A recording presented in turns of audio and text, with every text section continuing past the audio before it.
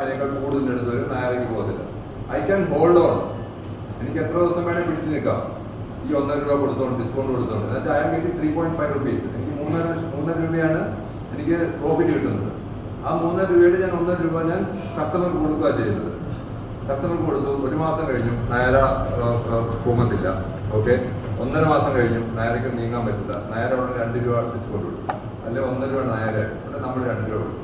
അപ്പോഴത്തേക്ക് ആ ഡീലർ, ഈ നായരുടെ dealer already will be tight.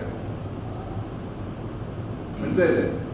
2 crore 3 crore rupees invest ചെയ്തിട്ടാണ് പുള്ളി പുതിയ പ്രോഡക്റ്റ് സ്റ്റാർട്ട് ചെയ്യുന്നത്. നമ്മൾ 20 വർഷമായിട്ട് നമ്മൾ ബിസിനസ് ചെയ്ത് നമ്മൾ എസ്റ്റാബ്ലിഷ്ഡ് ബിസിനസ് പേഴ്സൺസ് ആണ്. ഇതാണ് ചെറിയ കടകളിൽ. നിങ്ങൾ ഏത് ചെറിയ കടകളിൽ പോയാലും ഇതല്ലേ നടക്കുന്നത്. ഒരാൾ 40% ഡിസ്കൗണ്ട് വെച്ചാൽ ഉടനെ അപ്പുറത്തെ ആൾ 50% ഡിസ്കൗണ്ട് വരും. നമ്മൾ സാർ പറയുന്നത്, നിങ്ങൾ ഏതിലാണ് കസ്റ്റമർ അല്ലാത്തത്? നമ്മളെല്ലാം ഡീലേഴ്സ് ആണെന്ന് പറയുന്നത്. ഡീലേഴ്സ്, നിങ്ങൾ ആകെ ഡീലേഴ്സ് ആയിരിക്കുന്ന ഒറ്റ പ്രൊഡക്റ്റിലേ ഉള്ളൂ. ഏതില്ല? MS&HS. ബാക്കി ജീവിതത്തിൽ നിങ്ങൾ എത്രയോ സ്ഥലങ്ങളിൽ നിങ്ങൾ കസ്റ്റമറാണ്.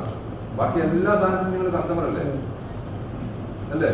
ആ കസ്റ്റമറുടെ സൈഡിൽ നിന്ന് ആലോചിച്ചാൽ നിങ്ങൾക്കൊരു ഡിസ്കൗണ്ട് കിട്ടാണ്, നിങ്ങൾ will go that side, agreed. പക്ഷെ നിങ്ങൾ റിലേഷൻ ഉള്ളിടത്താണെങ്കിൽ നിങ്ങൾ സ്ഥിരമായിട്ട് വാങ്ങിക്കുന്ന ഒരു കടയാണ്. നമ്മളിപ്പോൾ വണ്ടി വാങ്ങിക്കാൻ പോവാണ്. വണ്ടി വാങ്ങിക്കാൻ പോകണമെങ്കിൽ നമുക്കറിയാവുന്നൊരു ആളുണ്ടെങ്കിൽ നമ്മൾ അവിടെ നിന്നല്ലേ വാങ്ങുള്ളൂ. പുള്ളി പറഞ്ഞ കാര്യങ്ങളെല്ലാം നമ്മൾ ആലോചിച്ചാൽ 100% നമുക്ക് കറക്റ്റ് ലൈഫില് പ്രാക്ടിക്കൽ ആയിട്ടുള്ള കാര്യങ്ങളാണ് അദ്ദേഹം പറയുന്നത്. ഈ നയാരക്കാരൻ നമ്മൾ 2 രൂപ ഡിസ്കൗണ്ട് 6 മാസത്തിൽ കൂടുതൽ ആ പമ്പോടെ കാണില്ല. 6 മാസം കൊണ്ട് പുള്ളി അതെങ്ങനെങ്കിലും ഡിസ്പോസ് ചെയ്യാനോ അല്ലെങ്കിൽ കൂട്ടാനോ വേണ്ടി, എന്നിട്ട് ഡിസ്കൗണ്ട് കൊടുക്കുന്നത് മാത്രമാണ്.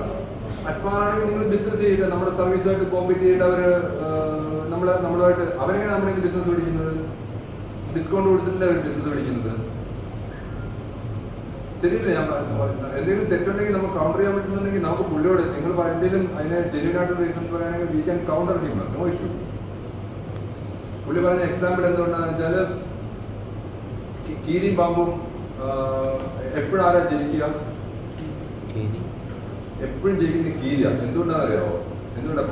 പുള്ളി നമ്മളോട് കുറെ ചോദിച്ചു എന്തുകൊണ്ടാണ്. നമ്മൾ കുറെ റീസൺസ് ഒക്കെ പറഞ്ഞു. ബേസിക് ആയിട്ട് വിഷയം, ഒരിക്കലും പാമ്പിനെ പൊങ്ങാൻ വേണ്ടി കീരി അനുവദിക്കുന്നില്ല. പാമ്പിനെ പൊങ്ങിക്കഴിഞ്ഞാൽ പാമ്പ് കൊത്തും. ഇവൻ തല പൊക്കുമ്പോഴേ കീരി ആൾക്കാർ പിടിക്കും.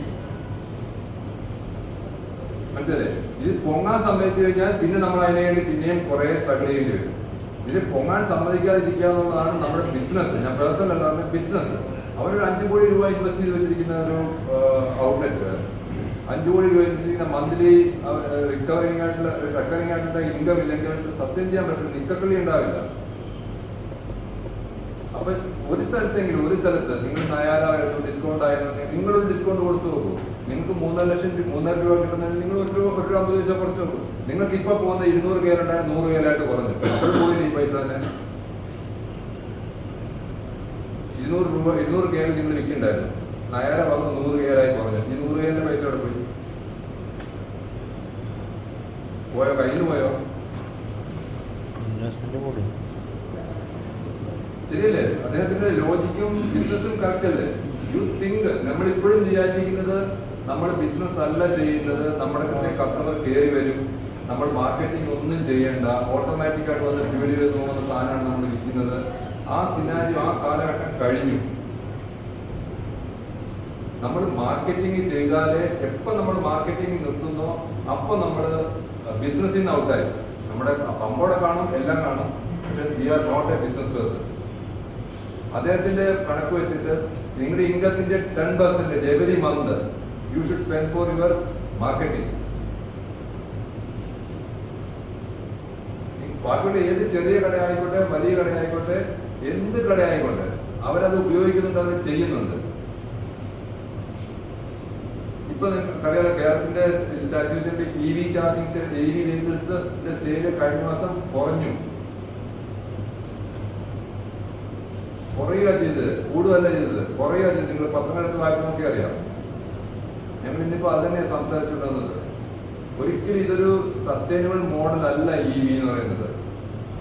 നമ്മുടെ ബിസിനസ് എങ്ങനെ കളിച്ചാലും 30 വർഷം 40 വർഷം അടുത്ത 2 ജനറേഷനെങ്കിലും ഡെഫിനറ്റ്ലി ഉണ്ടാവും.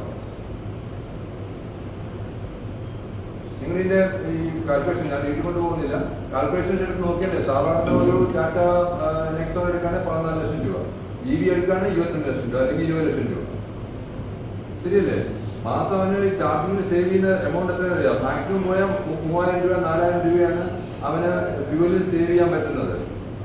ഇതാണ് 7 വർഷത്തേക്ക് ഗ്യാരണ്ടി ഉണ്ടെന്ന് പറഞ്ഞാൽ ഈ 3000 അല്ലെങ്കിൽ 5000 രൂപ 3 ലക്ഷം രൂപ ലാഭിക്കാൻ വേണ്ടിയിട്ടാണ് അവര് ഇപ്പോഴേ ഇത്രയും രൂപ കൊടുത്ത് ഈ സാധനം വാങ്ങുന്നത്. ഇത്രയും 7 വർഷം ഉപയോഗിച്ച് പിന്നെ ബാറ്ററി പോകും. ബാറ്ററി പോകുമ്പോൾ പിന്നെ 4 ലക്ഷം രൂപ ആയിട്ട് സ്പെൻഡ്. അപ്പൊ വണ്ടിയുടെ കണ്ടീഷൻ എന്തായിരിക്കും? ഒരു സാധനം കിട്ടൂല, ഇത് സ്ക്രാപ്പ്. സെക്കൻഡ് സെയിൽസ് ഇല്ല. Then we will think of buying a new vehicle. അപ്പൊ പിന്നെ 22 ലക്ഷം രൂപയ്ക്ക് എവിടെ ഉണ്ടാക്കി പ്രോഫിറ്റ്?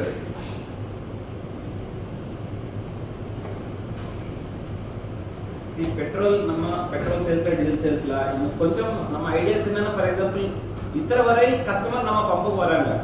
ஓகே, இனி நம்ம கஸ்டமர் கிட்ட போணும். இப்போ நீங்க ஒரு 2 வீலர் லக்கி டிரா செய்றீங்க. ஓகே, எப்படி உங்க இன்வெஸ்ட்மென்ட் ஸ்டாண்டர்ட் 2 வீலர் நீங்க பர்ச்சேஸ் பண்ணிதாகணும். 60-70,000 rupees நீங்க செலவு பண்ணியாச்சு. ஓகே, பட் இது இந்த பெனிஃபிட் ஓன்லி நம்ம பம்புக்கு யார் வராங்களோ அவரே யூஸ் செஞ்சா உங்களுக்கு ஒரு ப்ராஃபிட் இல்ல. கரெக்ட் தானா? இது நோக்கிட்டு யார் வரணும்? அவுட் சைடு கஸ்டமர் வரணும். நம்ம பம்பு புதிய கஸ்டமர் வந்தா டெய்லி ஒரு 50 லிட்டர் 100 லிட்டர் புதிய கஸ்டமர் வந்தாதான் அது ப்ராஃபிட்டபிள் மாடலா இருக்கும். ஓகே, கரெக்டா இல்லையோ? புதிய கஸ்டமர் வரணும்னா நம்ம பம்புலயே